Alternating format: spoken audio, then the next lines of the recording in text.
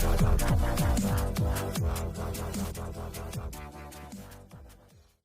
bisa dijelasin hari ini laporan di Polda Banten seperti apa? Oke, selamat malam teman-teman rekan media semua. Jadi hari ini memang kita tidak menyangka ada tragedi tadi siang hari. Tujuan kita tadi ke sini hanya ketemu Karutan, menanyakan kenapa seorang yang ditahan bisa menggunakan sosial media, dan ada bukti-buktinya dia menghina-hina kami melalui chatting, DM, story. Ini pertanyaan, kenapa seorang terdakwa bisa menggunakan handphone ataupun itu alasannya adminnya yang menggunakan, ya. Sedangkan saya, Instagram saya sama handphone saya sampai sekarang masih ditahan. Kenapa diberlakukan beda? Semua harus diberlakukan sama. Nah, tujuan kami tadi datang sini sama Mas Desa Mariska hanya menanyakan itu karena dia juga korban. Pihak polisi yang bekerja, saya yakin pihak polisi profesional dalam menjalankan tugasnya. Kira-kira mungkin dapat kerugian berapa Bang dari kerusakan mobil? Kalau kerugian mobil itu perkiraannya kira-kira kalau nggak salah 60 sampai 100 juta. Karena hancur banget itu mobil. Dan kita pulang nanti juga nggak bisa pakai spion lagi. Lepas spionnya. Oke, berarti ini juga ada unsur pengancaman ya Bang? Pengancaman. Unsur pengancamannya percobaan untuk pembunuhan. Karena dia bilang mana Indra Tarigan kami pengen bunuh. Yang mana namanya Indra Tarigan? Tarigan? Yang mana Ya. namanya Tarigan? Ya, dan sampai tadi di rutan, ya, saya mau ketemu sama Karutan namanya Pak Yoga. Saya udah teleponan, Pak Yoga bilang tunggu dulu Bang, saya masih ada kerjaan, dan dia sempat tanya, Bang, kenapa ramai dia ada di luar? Saya bilang saya nggak tahu, karena saya belum sampai. Jadi kita hitungkan antara saya sama orang tadi, yang saya udah damai-damai tadi, ya, langsung ada salah satu perempuan, inisialnya FX, langsung menyerang saya, mendorong saya. Sama Anda tadi gimana? Tadi? Saya didorong dan saya kena sakaran. Sekarang terus?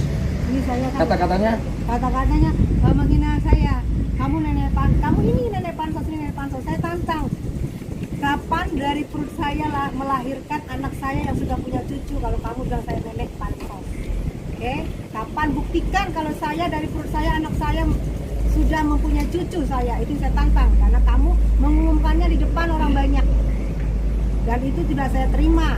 Itu perbuatan tidak menyenangkan. Kamu mengumumkan di depan orang banyak. Saya nenek-nenek pansos dan saya masih ibu-ibu. Saya belum pernah anak saya melahirkan cucu. Ya, tolong. Ke rutan itu juga masih terjadi keributan di sana. Saya awalnya ditarik sama salah satu orang, ya saya nggak kenal, di mana memang di Instagram itu aku nggak tahu Instagram dia, tapi aku didetek orang, ya kan? Ya aku komen di situ. Aku nggak tahu itu Instagram dia. Dia menanya ke saya, kenapa abang ngancam-ngancam saya? Aku bilang ini Instagram siapa? Instagram saya. Nah, posisi itu abang siapa? Saya jelasin kan. Nah, di situ kami saling minta maaf. Udah damai. Udah saling memaafkan tadi. Kita lagi live tuh. Dia lagi live. Wartawan, media tadi semua saksinya, termasuk abang ini juga tadi. Dia kena bang? Benar. Nah, gitu loh. Nah, karena kami merasa terancam nyawa kami melaporkan hari ini resmi ke Polda Banten. Ada 3 laporan, yang pelaporan.